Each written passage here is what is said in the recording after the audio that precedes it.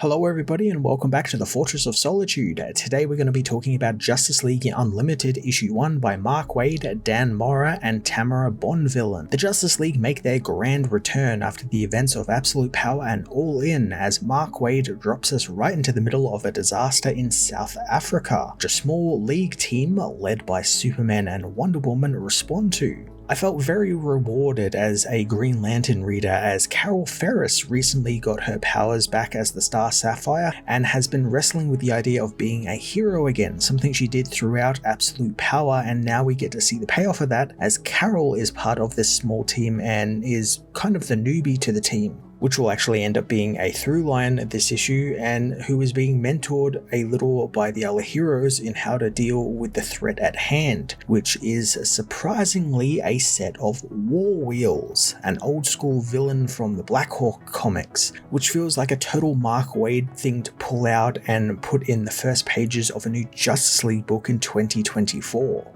Unfortunately, we don't get to see the outcome of that fight just yet as we head back 1 hour earlier, where the other newbie of the Justice League, Airwave, arrives at the Watchtower, and like Carol, also wonders if he's doing the right thing in being there, and he wonders if he actually should be there. Airwave was a character that Mark Waid invented in Absolute Power. He had a pretty integral role near the end of the event, and he was a cool little character that got to interact with some of the more major leaguers like Aquaman and Superman, so to get him back in this series as a sort of POV character is quite cool. Airwave gets a small taste of the pressure that comes with being on the Justice League as everyone is put on an all hands on deck alert dealing with various threats, from the challenges of the unknown dealing with the Central Power Core to Stargirl and the Captain deploying to help find Citizen Steel and Damage's lost powers. This is such a fun opening, getting to see all these heroes in one place, working together, going out on missions. It reminds me of the DC Universe Online and how you would go up to the Watchtower in that game and it'd be full of players flying around going off on missions. It just felt alive. Airwave soon gets a speedy tour of the place thanks to the Flash, who grabs the young hero and wants to show him around real quick before his first mission. Waid uses the opportunity to give us the lay of the land, showing us the Golden Room, which is the JSA's meeting place, and we learn that there's various meeting areas and quarters for all the different teams that Earth 1 has. There's the head of security, The Question, who has her own book,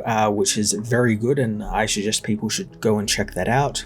We see the Atom Project, another which is getting its own book by John Ridley, and we find out that they are looking into all of the superpowers which have been switched at the end of Absolute Power. And then there's the Robin's Nest, the central communications of the Watchtower, which is overseen by the AI construct version of Red Tornado, who's having his body rebuilt currently thanks to the events at the end of Absolute Power, which saw his body get ripped apart. This is all the stuff I love comics get to do every now and then, just really cool little vignettes of, other heroes and what they're up to, expanding the world. We get to see like cool technology, all these like little nooks and crannies you never really get to see in comics all that much, as well as these also prime the pump for some other books like the Challenges book. There's the Atom Project book, like I mentioned, the Question book that's already out. So all these things you can actually go and like read more of, which is really cool. Before Flash can introduce Airwave to everyone, a priority alert goes out as a mass casualty incident is reported in South Africa, where local military have asked for the Justice League's help. The Alpha Wave is sent out to deal with it, which is the name of the team we saw Superman and Wonder Woman leading at the beginning of the issue. Back in the present, we learn the War Wheels are being piloted by an organization called Inferno, and they are attacking the town because it's near a mine that holds iridium, which currently is more valuable than gold. The Justice League try to determine why Inferno are doing this, and Red Tornado believes it's all about power. The heroes quickly learn that no one is actually piloting the War Wheels, so they can all cut loose, and the team take apart some of them pretty quickly. The team makeup is so damn cool as well, since a mission statement of this new league and something that Waid has kind of made known right off the bat is that each Justice League team will be different and every member's powers will come in handy on the particular mission they are assigned to. They've been assigned to that mission because their powers will work well with the other team members. And here we get to see that in motion, and they are used by Waid and artist Dan Mora in really interesting ways, like Firestorm using using his powers to turn one of the war wheels into gas, effectively just evaporating it. Red Tornado reveals that the power Inferno wants is over the world's technology sector, as taking iridium will allow them to extort the electronics industry. Airwave wants to help out the heroes, seeing that they are in danger, but Tornado explains that his powers aren't actually relevant to the mission at hand, since if Superman and Wonder Woman are having trouble trying to dent these machines, what hope does Airwave have? As they deal with the machines, Star Sapphire and Black Lightning look for survivors, with Carol soon honing in on one injured man in the path of one of the war wheels. While the heroes are battling the machines, over in Costa Rica, Batman and Blue Beetle are doing some detective work, and what a fun pairing this is. You never get to see the Jaime Reyes Blue Beetle team up with Batman, so this is very fun, and I'm intrigued to see their dynamic and how well they work with each other, and why exactly they were put on this trail, as we learned that they were sent by Red Tornado to these coordinates. Heroes soon meet with the local police, who actually called in for help, and we learn that there are creatures carrying their children away into the forest, which we also find out has been infested by glowing green alien flora. I really like that Wade is giving us a traditional superhero action-heavy story with the Alpha Wave team, and an intriguing mystery there with Batman and Blue Beetle. We're kind of having it both, and it's balanced really nicely. On the other side of the world, Black Lightning and Star Sapphire tend to the wounded, but Tornado knows that the man won't make it, since there isn't a hospital within 40 miles. This is a very cool moment, as I've been kind of wondering why Carol was put on this Alpha Wave team, while everyone else kind of had their place. You know, Superman, Black Lightning, all those guys have their place in this team. But she was kind of like the newbie hero, and you know, her powers are kind of similar to Green Lantern's, you know, the construct making, she can fly, that sort of stuff. But here we actually see why, and it's because it's revealed that the man has been calling out a name, and they think it's his name, but we actually learn that it's his wife's name, because Carol notices that he has a wedding ring, and he's calling out this name in a way that sees that he wants to see this woman.